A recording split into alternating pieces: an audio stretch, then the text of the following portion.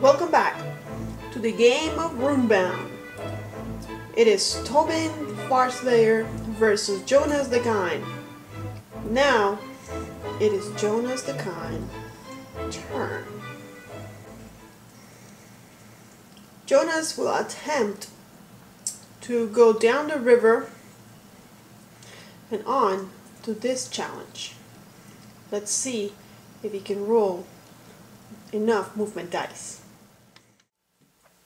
Jonas rolls tons of rivers. He'll go to the town with any result, and then down the river, on to challenge number 1. Jonas will be facing a stone tracker, and the bold text reads, "If you think he's ugly, you should see his dog." I thought he was pretty ugly. I really don't want to see his dog. Well, the stone tracker has a before combat ability, which reads, "Test melee swim 13 to throw the tracker's hounds off your scent. If you fail, his hounds run you down and you take 2 fatigue. We will get another 2 miserable coins if we defeat this challenge, and his stats, not bad at all except for the melee phase. Let's get ready for combat." In order to succeed in the before combat ability, we need an 11. Jonas rolls an 11 plus 4 that he gets automatically from his melee. That's 15, enough to avoid getting the extra fatigue. Now on to the phase 1 in combat, ranged. Because the stone tracker does damage 0 in the melee phase, our hero will defend. Since there is no damage even if we fail, we will skip the phase altogether and go on to the melee phase, where we need to get a 15 in order to succeed. Jonas rolls a 20, and that gives our enemy 2 damage. Because of Jonas's ability that he can knock out or kill an enemy that's 1 away from being killed, our enemy is now defeated. Bye-bye. Now to the end of movement step, where the colt might move. With the result of river and forest, the colt will move straight ahead onto the river. Now on to Tobin the Farslayer's turn. Tobin examines the board and notices there are no open challenges. A bit tired of opening things up and then Jonas going over and defeating challenges and earning XP, he's going to try and head over to a town for maybe some allies or weapons. Let's see what he gets in his movement dice. In order to get rid of his fatigue, Jonas needs to roll less movement dice. He will be rolling with only 3. He has a penalty of 1 because of the fatigue, and he decides to give up 1 of the movement dice in order to get rid of the fatigue.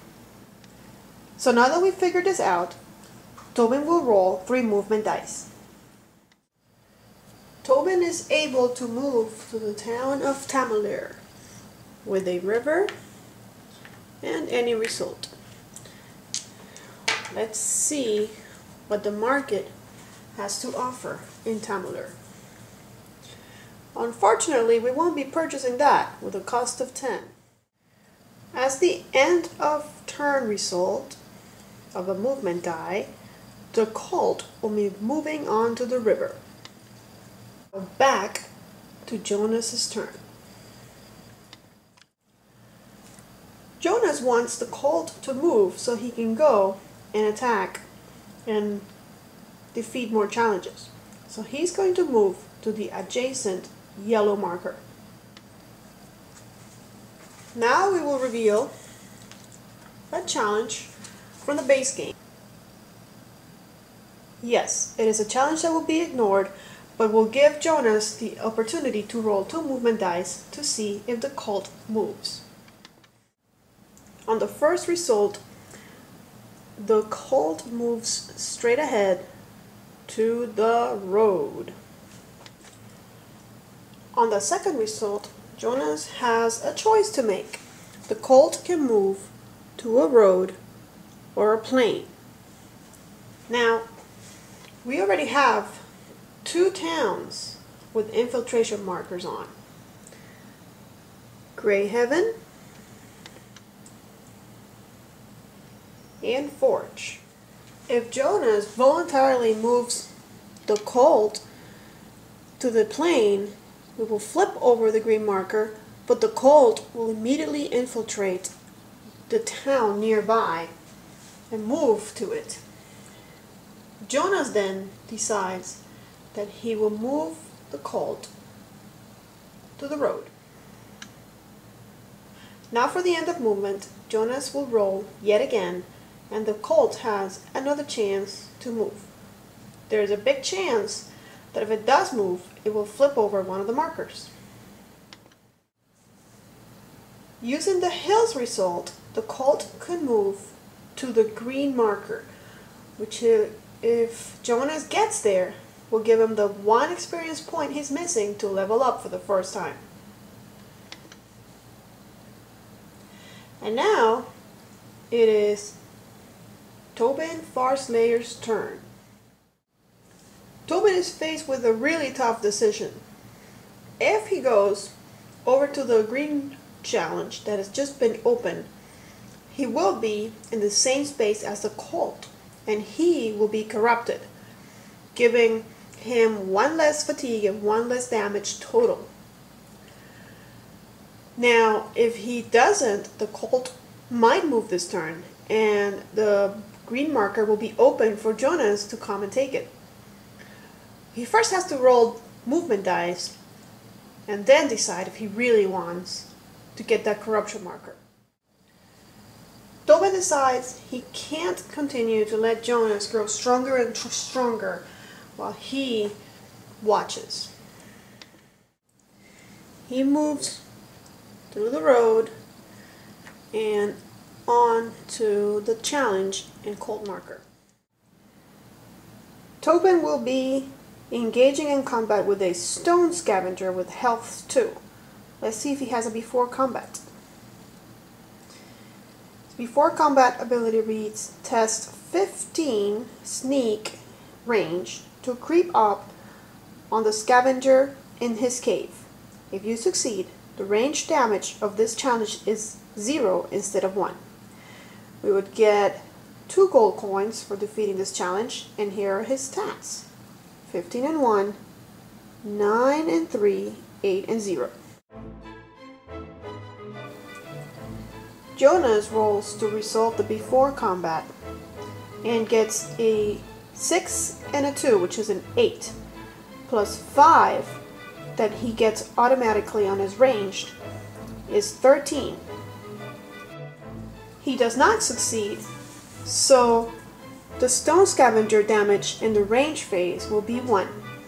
Let's move on now to the first phase of combat, ranged. Our hero rolls a 16, plus 5 that he already has is 21. More than enough to give our enemy 2 damage. With that, our enemy is defeated.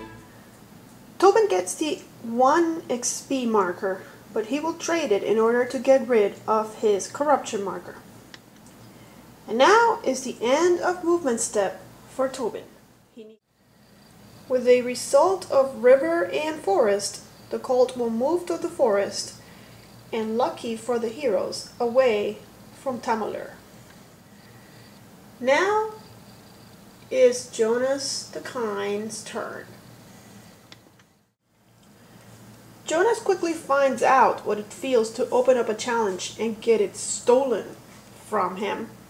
So he decides to go on to town. He has 6 gold coins and see if he can buy something useful. Here are his choices. He can afford either one of them, but not both. So let's take a closer look at each one. The Thief Lizard is a familiar. His ability reads, when you enter a market step, this ally may test ranged 11. If it succeeds, randomly choose one card from the town's market stack. If the card is an ally, return it to the stack. If the card is an item, you may take it for free. So with this familiar, we might be getting free items when we get to town. His stats, well, doesn't look that great. His best one is in the area of melee. Now, if you remember Jonas, he is very skilled in the area of melee. So it might be wiser to get an ally who is more successful in either ranged or magic. Well, let's see what the weapon looks like. The weapon is a dragon tooth hammer. Let's see what it does. You have to tap it or exhaust it every time you use it, which means we will only be using it once per turn, since we can only ready at the beginning of our next turn. The weapon is a mace. It reads melee.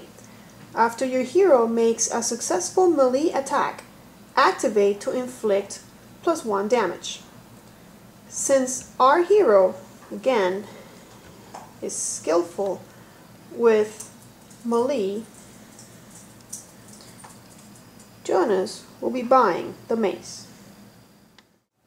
Let's see how things stand for Jonas after his purchase. He now has 3 gold coins, 3 experience markers, no damage or fatigue. His ally still has 1 damage. He has a new weapon and 3 trophies. Jonas decides to use 1 gold coin to heal his ally in town. And now on to Jonas's end of turn, where he will roll to see if the cult moves. With the result of river and forest, Jonas has a choice between this forest and the river.